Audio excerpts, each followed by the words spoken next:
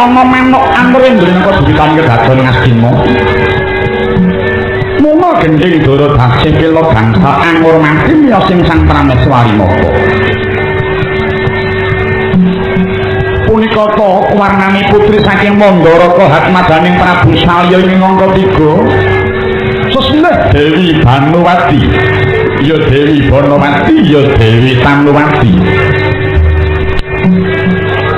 Awasta Dewi Banuwati, Banawati, Tanuwati mengko dicahyani sang Dewi yen Cinandra Pindha Sarating Kaya.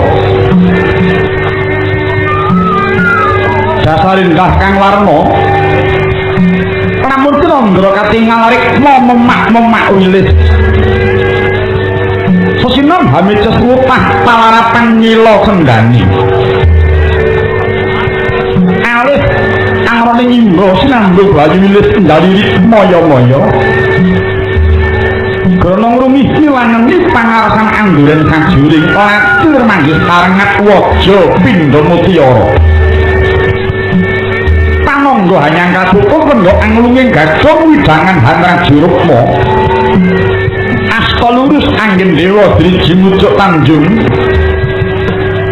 Pratista ngrayong manis kenaka Cinandra Pindha kemumuh kang mungguing patra. Jajal karo wijang Prembayu nepet nyudenta nenggih nyengkir gading kang lagi nedeng-nedengi. Ora mau kagen kembeni tingamu munguk. Lambung hanggura tanpa ana sinawon kemit kang lagi gumana. Wangkong lirmat mengkukup krimpa pudak senumpet blamaan ngamparan gading yen tindak matengga luwe ben imbat-imbat asta tengahe karya tratapan kang samiya mulak. Ginarwa dening Prabu Duryudana keputra kekalih nanging dereng nate karengon tegese ora nate tukaran sabab sang dari pinter ngladosi apa sakarsane kemraka. Ora moka Prabu Duryudana nadyanto ratu namung setunggal garwanipun sampun ingkang wayuh nyimpen kemawon boten. Sami kaliyan Pak Sujana.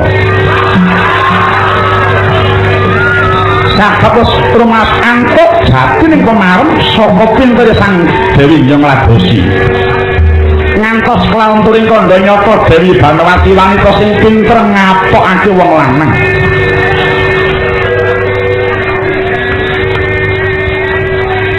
Sawetawis lenggah ing ngadhep sang Hyang Paramban sinambi amir sami beksan berdaya lawan Srimpi. Rangkunging beksa sumuring gending ana teng lara kunduring sang Prabu Sigra sang ratu. Menyat saking palenggan ngasta tirta singgisanan kang wis nadahan sangku. Asami jili sampeyanipun ing Maraka. Dasare wanita ngerti marang Rama mangguh tumapaking padha pasengi Rama ora mung krana nitah yayah widodari kang Ejawanta. Mulat sang Hyang Paramban maring tahi sang Ratu Banawati. Leresat kodengsun tumiling hangulati puspita mekemendah kang warni.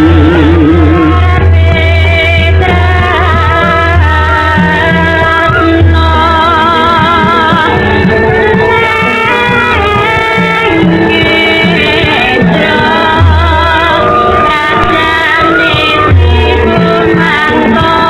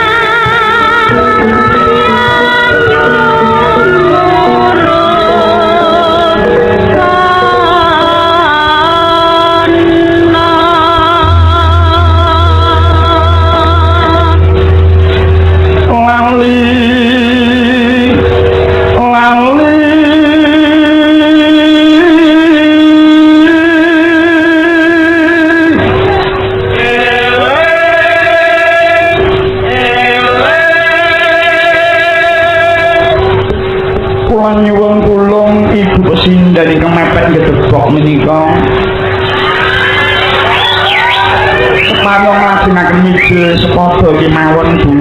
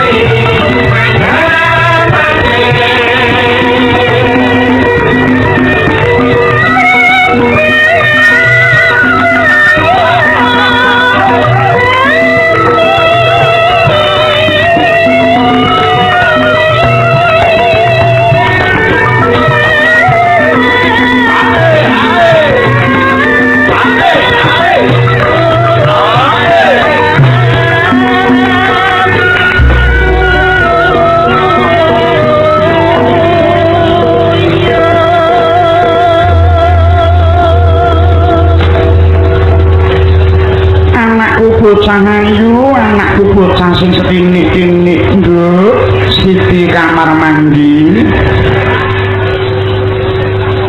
Apa yen? Aku bungah banget rasane ngatiku. Sabab bisa nuhuni darmaning wong tuwa, gulawentah marang anak. Lulus saka SMTA sira wis angkuk paswitan papan pakuliahan. Ora kliru nggonmu milih kepengin suwita ning sekolah tinggi ilmu ekonomi.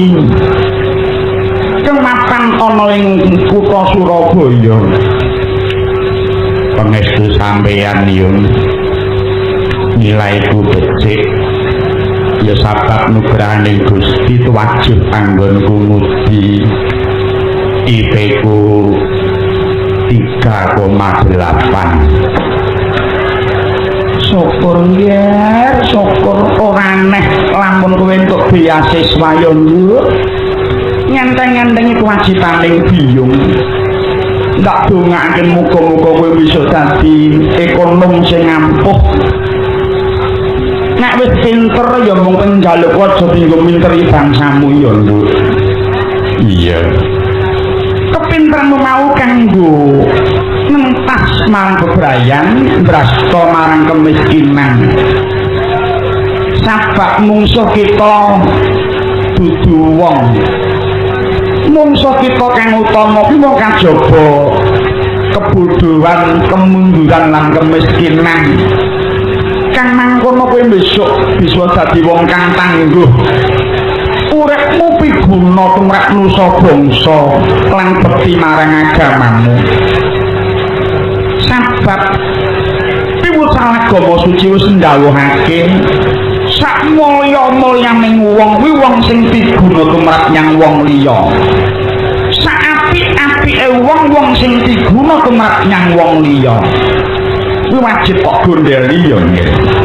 Iya ora neh ing ratri iki keluarga agung Yayasan Pendidikan Universil utawa UNED ingkang gulawentah ing babagan ajar mengajar utawa pasinaon kayata Yesia LPKK lan Gradika ing wektu iki nganakake syukur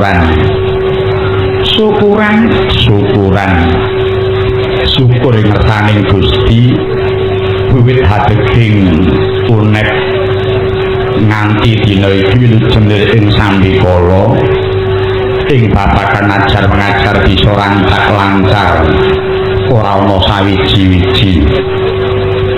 Upamana sandungan ya ora jeneng muka wong jenenge wong urip ana ngalam donya ya nduk barang kang sampurna ki ora ana.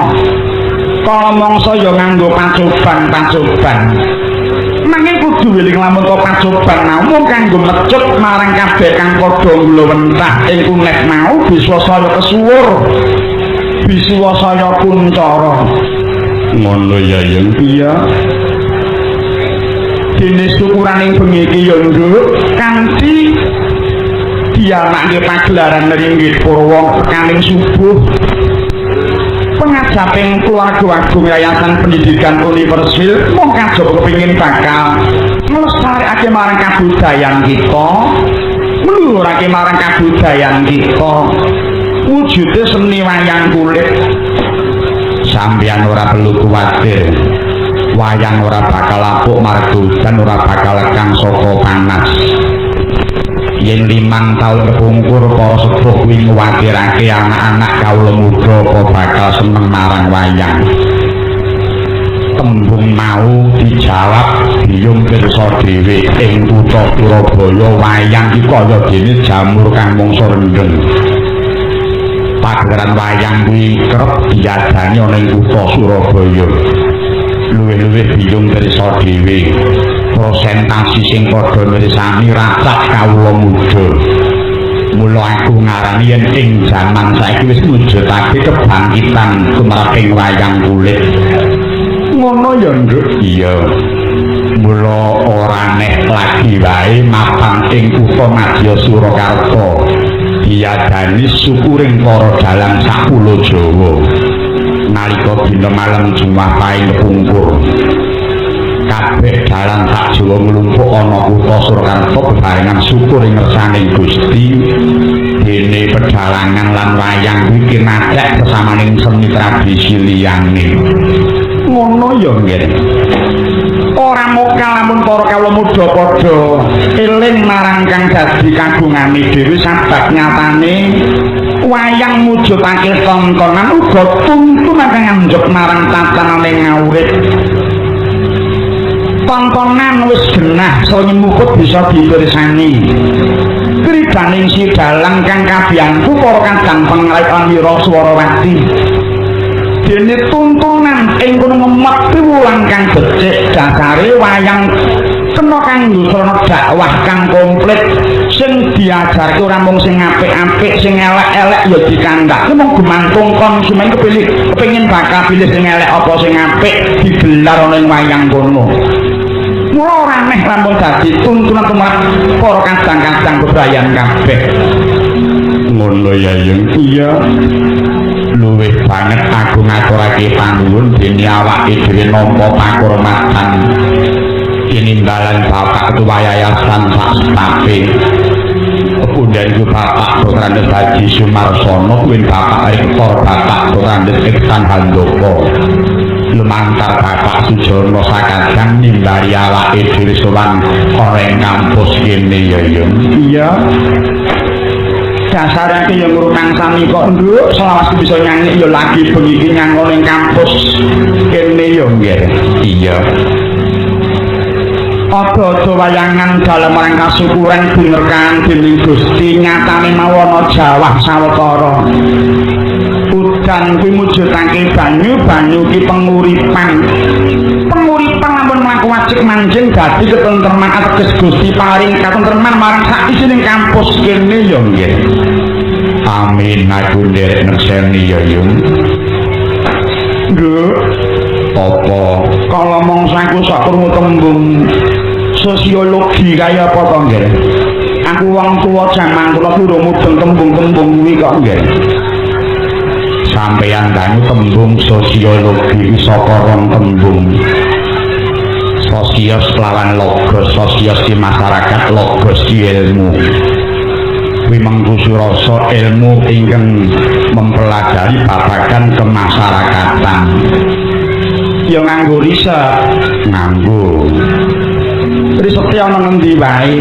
Ya ora mesti ya kala mangsa sok riset ing bab penggusuran tanah, riset bab kenaikan tarif, riset ing babagan papan sing kurang prayoga kaya tanggon WTS kuwi risete. Iya. Terus ana tembung biologi kuwi apa nggih? Biologi iki saka tembung bios lan logos. Bios ki makhluk hidup, logos ki ilmu. Werdine ilmu sing mempelajari babagan makhluk hidup. Ya nganggo riset. Iya. Risete ya masalah kewan, masalah tanduran, lan uga masalah menungso kuwi dhewe. Lah nek tembung kae lho, pornologi kae apa? Warna-warna. Pornologi iki ya warna karo logos. Ngono nggih? Iya. Kuwi terus apa risete? Ya ora mesti. Kalau mongso ya sok riset nyang doli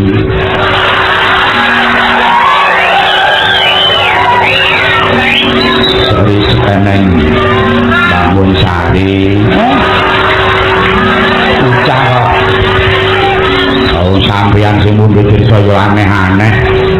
Pornologi urung tau enek nggon pasinaonku. Mula yo Nduk, muga-muga kanthi teteken bisa tekan sing tok gayung yo nggih. Tuwajo nggon muswita nang kampus kene yo nggih. Yen kuliah yo sing lahir batin. Aja nganti kok nyang sawah nguluke layangan pamit kuliah kok yang-yangan yo aja. Jadi sing kuliah kok aja mung tanda tangane ya to, aja mung titip tanda tangan. Iya ya kudu konsekuen. Dene kepriye? Mahasiswane nglumpuk ngoyo-oyo dosene ora enak. Lah iya malah jero piye? Semono kok dosene wis esuk rawuh.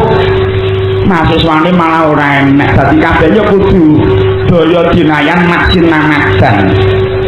Iya. Kang mengkono Nduk. Muga-muga tansah ngrembaka kampus iki ya nggih.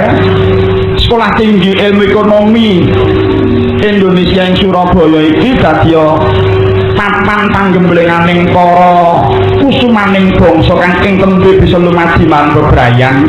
Semoga LPK lan Gradika uga ngrembaka kaya dene jambur kang mangsa rendeng. Yen nitik saka ingkang panggulawenang aku wis ora bakal nuwatirake kok nggih. Ketua yayasane wae kang Rama Bapak Dr. Andes Haji Sumarsono, rektore wae kang Rama Bapak Dr. Andes Sang Handoko, durung pembinane nggih. Pembinane sapa? Punden kula Rama Haji Doktor. Ora nganggo doktor. Lah Artomo Kang Asta pembina. Iya. Lan uga ora lali iki mapan ing kutha Surabaya.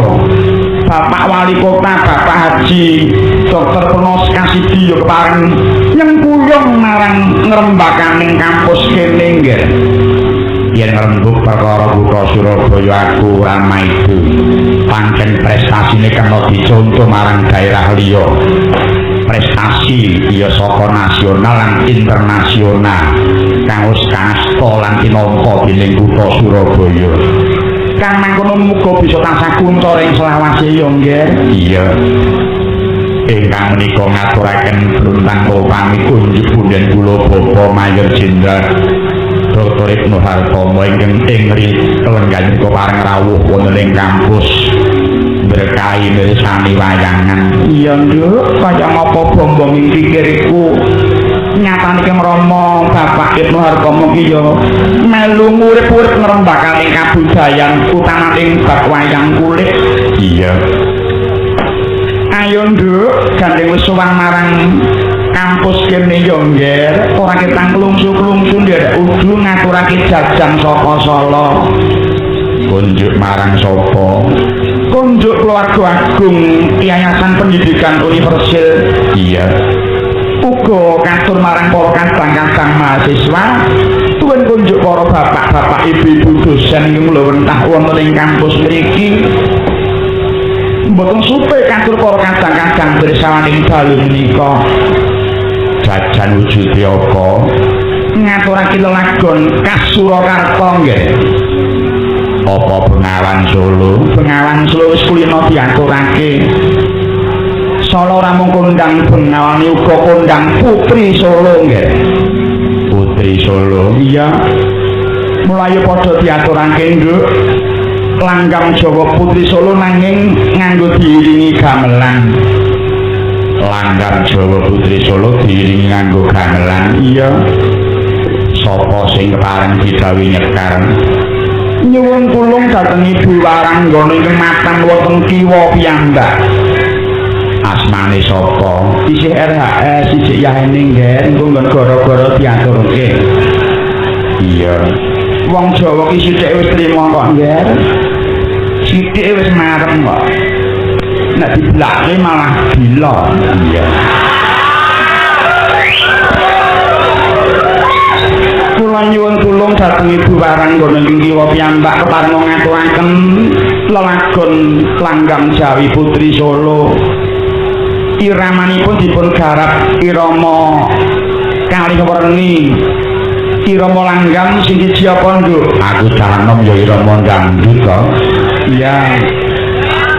Kula suwun langgamipun solis dangdutipun mangke kur. Monggo Bu, monggo.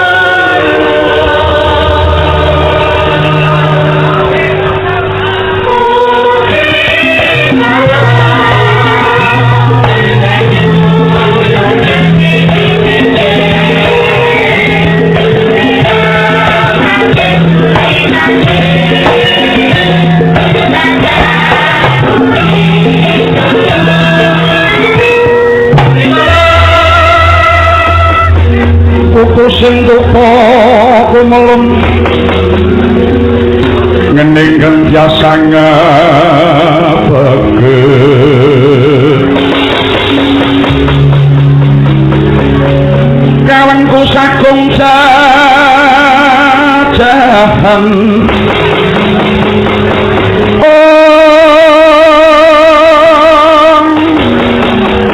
nanging sanget anyiki sanget sikane putra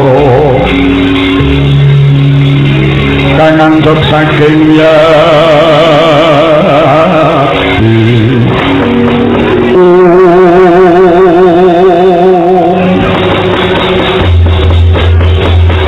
ing mangke datang sinarika sangat manjing Raden Griya kang winiwus ora kaya ya sing pate sengkuli ngawi sang ya para Kurawa mlabar Jaya ping Jalanidi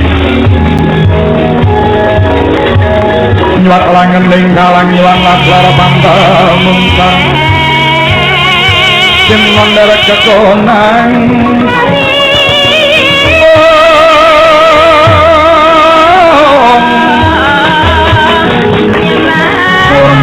Petambatan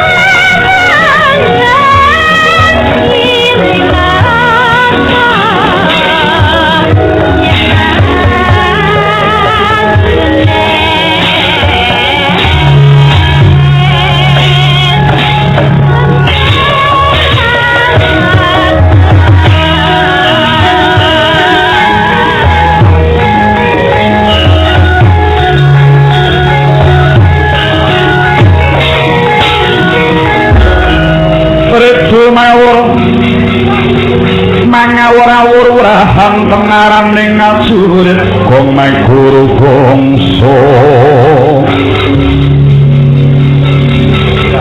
tetep kaya butuh panjriting turangga lasti nyuwang tuwaca kang kekitir rakata ingkang tuwaca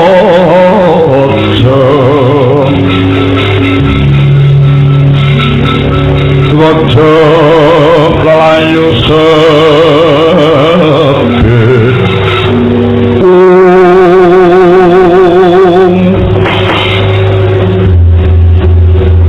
anak-anakku nggih saka Kurawa Dursasana Durmagati Durprakempa Gadahanti Surajaya Drata Surtayu Surtayuda Citraksa Citrakci Citranggada Citraupa Citrasari Kartamarma Kartipeya Kartayuda Kartopati sing cedhak padha takana sing adoh cukup padha ngrungokna kaya-kaya sira wis nyumurupi wigatining pasiwakan mula kang mengkono nggih kepriye mungguh penemune si Dursasana Durmagati lan kabeh anak-anakku Kurawa ing bab rembug pasiwakan mau Dursasana priye mungguh penemumu nggih wah nggih Paman Pati Sengguni kula mboten badhe nyuwun dawuh sabab kula sampun mirengaken isining pasiwakan ingkang sampun dipunendikaken Kakang Prabu Duryudana wiwit Koko Pramedar pangandikan pisan ngantos dhatenging Pandhita Yaksaka sampun ngertos sedaya mila kula mboten badhe nyuwun dawuh menapa-menapa namung sumadong keparing Paman Sengguni Durmagati arep maturaka matur nyuwun wekdal dipun panjenengan dhumateng pun Durmagati Pak Cilik Sengguni kula mboten badhe nyuwun dawuh namung badhe ngudaraos Mas ngudarasa perkara apa baris kures bloko suta blak kutang terus terang saring kula mireng sabaning Paman Pati makul ten Koko Prabu niku kula niki gumun setahun jembleng serendem gelo saketiga kok ngono nggih lho Paman niku ketoke waras ning bareng kula sing nyetitekke jebul nuwun sewu Pak Cilik niku mengidap penyakit AIDS monggo X niku saya keten tambane dereng enten X yang berupa memolo utawi X yang berupa singkatan X kuwi apa AIDS A niku a priori I niku iri D niku dengki S niku serai inilah penyakitnya Paman Sengguni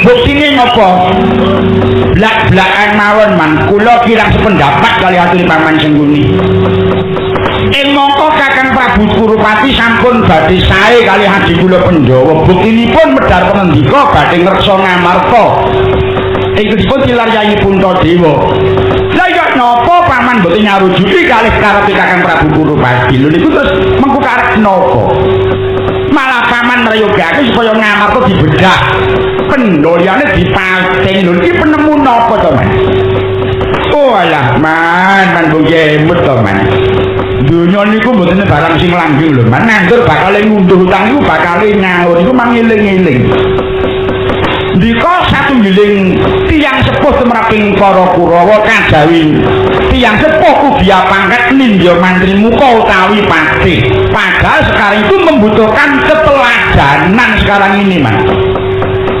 Paman sebagai pemimpin para Kurawa harus meneladani yang baik terhadap anak-anak Kurawa ini ya nopo malah Paman serai ini kok ngerti kurang nopo kirang nopo jika niku bondo pun numpuk gitu omah pun tingkat kendaraan seret-seret lah kok sik serai niku sing golek nopo tapi maka ngendikane Simbah Abiyasa nate ndika kalih kula le Durmagati sok yen kowe dadi wong tuwa nggono tembung tutur uwur sembul tafakur syukur jujur ujur karepen luhur niki Simbah Abiyasa maka nggih tutur Paman boten kecekel wong tuwa tutur sampun anak putra sing becik ndandani sing rusak ngelingke sing lali bener sing luput niku wajibe dadi wong tuwa ngoten niku nek paman mboten tutut tumuju ten kerusakan nyongkrahke Pandhawa kalih Kurawa lho niki sing perang para satriya sing cilik ora ngerti apa-apa kena ngaratan wae peperangan niku mangeman to Mas wis le mriki riye dong dari itu kok Mas nggih itu dari kecekel lajeng bagian uwur blas paman wong ora tau uwur-uwur pira baranya nggih anak putuku tak pawit-pawiti kowe dadi yo iki boten blas ora tau wenehi apa-apa tenan anak putu yen uwur boten kecanjak sembur alah apalagi sembur man napa mandi sembur sampeyan niku maka wong sing sembure mandiri iku didasari gedhening prihatin, gedhening laku, gedhening tirakat, syukur poso sendak pendak Senin Kemis.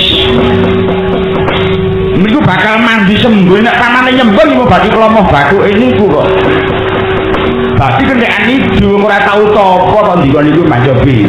Lakon napa kok sing muni tapa niku lakon napa dereng tau roh lho iki. Nggih sembur boten kecekel. Tafakur saya milih tafakur agama ora duwe ngoten diwan niku. Kula nganti jute kok ngrasake Pak cilik ku jane agame napa niku kisir kula niki. Nek Kristen kok ora tau nyang gereja nek Islam kok mung KTP tok lho niki lho Mas sayang seribu sayang. Bisa sholat ini setahun sekali nek sholat id nih kocok gitu mung formalitas ampun teman mongko sembah kalbun ku nek lumitu bakale dadi laku lho niki nggih tafakur mboten nate syukur saya milih syukur mboten nate syukur ndika niku ora tau wilujengan ora tau kondangan gitu orang ngerti yang syukur wong sapat ndika niku mboten ngerti jeneng syukur ha niki jujur napa milih jujur blas mboten ati jujur nyatane paman suni maring apa-apa ya sarwa kurang kudune nek maring iki nggih saka dhuwur bening kan iso nggih bening kudune rak ngoten nek paman niku mboten saka dhuwur bening tekan tengahé pun sak kan iso kari blekok lho niki nek paman niku mansul ya talang kudu teles iki mawon teles ning gandeng paman ku talange angguk di ngembus mawon ora tau milih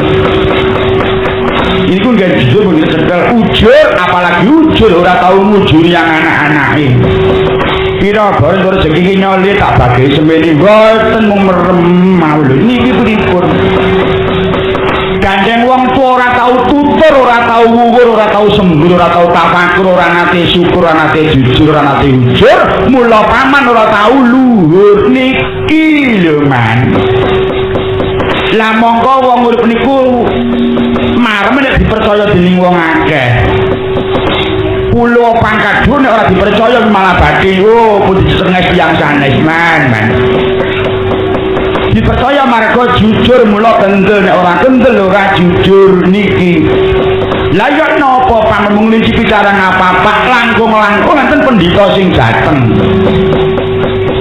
pendhita buta dateng sagah sabiyantu dateng kok Prabu Duryudana paman kedaemut sampun kaping pinten mriki kedumugen pendhita jaman Begawan Kilat Buwana nggih ngoten ajeng bantu kali Kurawa ning buktine napa mlenyok dereng tamu sanes-sanesipun kula niki niteni kok man kongkonan King Sedya niku terang ngamarta lepas teluk nggih mati niku wajib kaya ngoten niku biyen ngamarta niku negara cilik gandeng kebijoba suwe-suwe dadi jembar jajahane Pandhawa niku biyen bodho kebijoba Kurawa suwe-suwe dadi pinter lho niki sapa Pandhawa dipayungi dening Gusti sing gawe urip karena menapa Pandhawa nindakake darmaning kasatriyanipun lah kok yoga-yoga ajeng disirnake niku ngrusuhi napa Pandhawa niku wis le piye dari itu kok Mas mila nggih manungkung dari kelajeng ampun mangteruske nganti mesake Mbah Durna lunga ke Ngastina lha coba lho Ngastina kok tanpa Begawan Durna niku jangan tanpa uyah man kurang setelane niku mengki kula nggih gumun paman muni munggah Kakang Prabu niku lho anggo ana barang anyar kok oleh wah nganggep kok tenang dari mesti niku barang beda kali begawan dunun iku tak pendhita lawas kok dienteng niku yo napa cekap semanten matur kula mamahan wasalam. Iya Citraksa usul apa kula nuwun inggih paman Sengkuni kula mboten usul napa-napa namung kula nyuwun sepatus regi semen dipun nanggapaken malu kok mang. Iya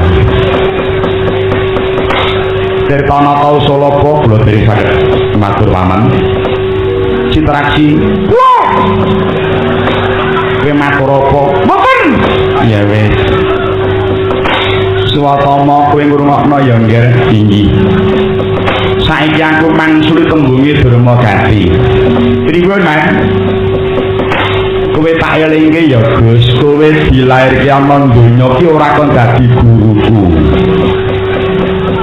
kowe dilairke ana donya kon dadi keponakku lah kenapa kok aturmu kok nurmate kaya betet sewu semu medang karo Sengkuni aku ki muridmu apa Pak cilik aku ngakoni pinter kowe ning bab lapangan aku mau kalah ki nggih aku wis mangan gempalan ning jagat wis wareg lah kenapa kok kowe njur nuding nang aku watakku serai watakku dereng ki tak akoni watakku serai tak rewangi serai kan goleke sapa le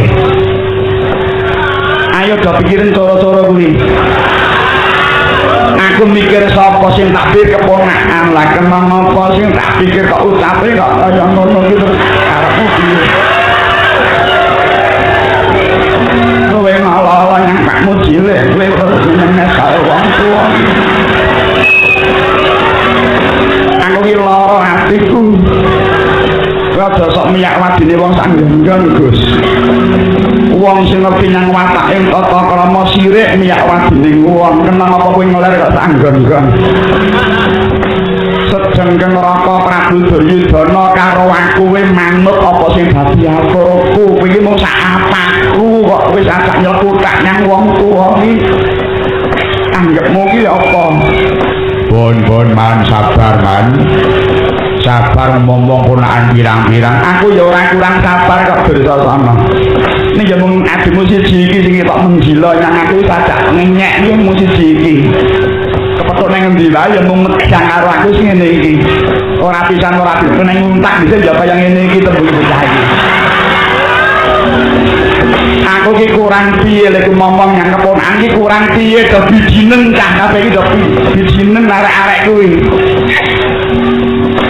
ampun klintoko lho mang iki mboten mulang genah nek mulang kowe ora sak ora rembug kekedara kaya manuk branjangan kopat kapit kaya lokatak angin ku ya mung ponak aku iki ya mung satriya pangkate dhuwur Sengkuni mudeng ora Tos nek kalian ndika nggih amat jauh to Mang kok mung eselon 4 kok Mang kula niki pun tembange men bintang kecil kok amat jauh nek kalian ndika enten kali Karto Marmo niku pun eselon 3 niku pun tembange pun maju tak gentar niku kita napa melih Tirtanaka Kang Mas Dursasana niku pun eselon 2 niku pun wae pun Padamu Negeri niku tembange Paman Singune nggih eselon 1 wah pun saya emak niku tembange pun di sini senang di sana senang di mana-mana hatiku senang wong eselon 1 kok man ora malah saya degleng kok akipate yo diajari nembange ra wong edan ora enak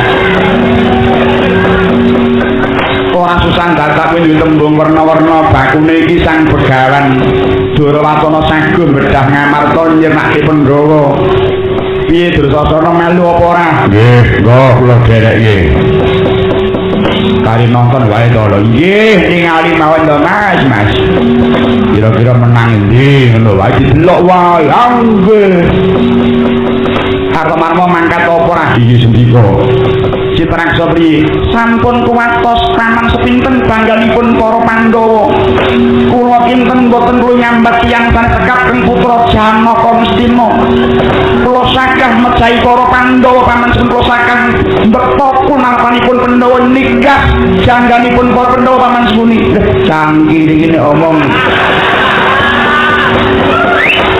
Wah, bener wae teh kaya ya oh Citraksa, kowe kok menang karo Pandhawa kekuwatanmu kene ngendi wong bedol puhun kok uyumu beng ngono kok. Mateni Pandhawa. Sekaipun kula sakah medahi Bedawan. Lah Citraksa cemu-cem neh kuwi tak gugu. Kowe kok menang karo Pandhawa karo bojomu kerep kalah ngono kok. Wase kowe mung kari mangkat apa ora nek mangkat ya syukur nek ora apa-apa mung kari niteni wae. Kari nyatet wonge sing ora mangkat sapa. Mesti niku lho. Enggak, kula derekke iku dikira ora loyal lho, enggak. Yo mangkat wae mangkat dadi dimutasi enggak derek mawon. Ora urung jam mangkat kok kang rembug niki cek lara atiku. Pun rasa nangis wong tuwa kok gembeng lu. Watama. Kula wonten gawe. Tuan jaba.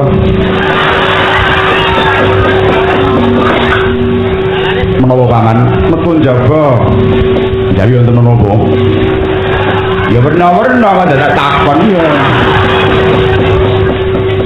Perintahno marang kabeh para wadyabala kaya adat saben yali kawomokno bocah sarangan sora genen perang tantan jaga bila radeposi kabeh kon padha dandan padha mangkat kawomokno jelali arek ngagel barang kuwi iki Mas lan perintahno bocahku sumontali ngababal ditianing para satriya kawomokno ingkang werasan natapo bendi kaping 3 pisan dandan dilumpuk ping 3 bodho swatama para matapasan babar pisan dadi pambangpak ing laku swatama kawomokno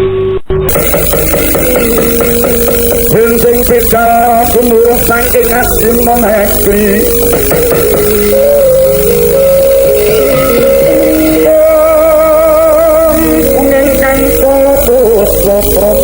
Maniro ler surya wektalio Sopoing doloni tiar sonakai jagat Tuk mongok-mongok aning Saputak ing ukir merpatak bak sumirat Nasara sing surya Nikelan gunung-gunung